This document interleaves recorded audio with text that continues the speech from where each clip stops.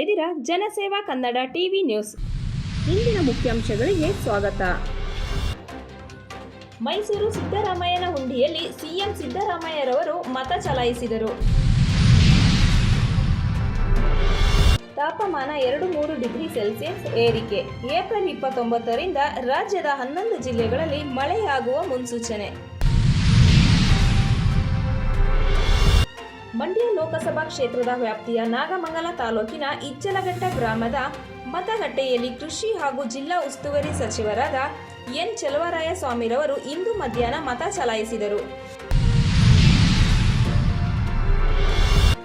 ಮಂಡ್ಯ ಬಿರುಸು ಪಡೆದ ಮತದಾನ. ಮಧ್ಯಾಹ್ನ 1 ಗಂಟೆ ವೇಳೆಗೆ 40.74% ಮತದಾನ. ಬೆಂಗಳೂರು ಗ್ರಾಮಾಂತರ ಕೇತಿನ ಗಾನಹಳ್ಳಿಯಲ್ಲಿ ಮತದಾನ ಮಾಡಿದ ಎಚ್.ಡಿ. ಕುಮಾರಸ್ವಾಮಿರವರು.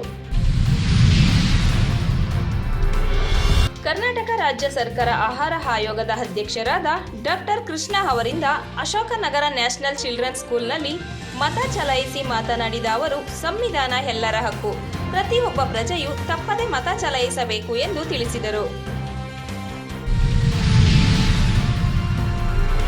ಮಂಡ್ಯ ತಾಲೂಕು ಹೊಳಲು ಗ್ರಾಮದ ಲೋಕಸಭಾ ಕ್ಷೇತ್ರದ ಚುನಾವಣೆಯಲ್ಲಿ ಮತಗಟ್ಟೆ ಸಂಖ್ಯೆ 188-161ರಲ್ಲಿ ಮಾಜಿ ಶಾಸಕರಾದ ಎಚ್.ಬಿ. ರಾಮು ಹಾಗೂ ಪತ್ನಿ ಹೊನ್ನಮ್ಮ ಮತ ಚಲಾಯಿಸಿದರು.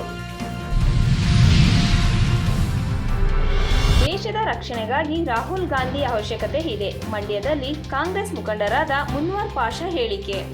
ರಾಜ್ಯದಲ್ಲಿ ಸಿದ್ದರಾಮಯ್ಯ ಸರ್ಕಾರ ಜನರಿಗೆ ಉಪಯೋಗ ಆಗುವಂತಹ ಕೆಲಸಗಳನ್ನು ಮಾಡಿದೆ. 5 ಗ್ಯಾರಂಟಿಗಳನ್ನು ಕೂಡ ಕೊಟ್ಟಿದೆ. ಅದಕ್ಕಾಗಿ ನಾವು ಕಾಂಗ್ರೆಸ್ ಪಕ್ಷಕ್ಕೆ ಮತವನ್ನು ಹಾಕಬೇಕು.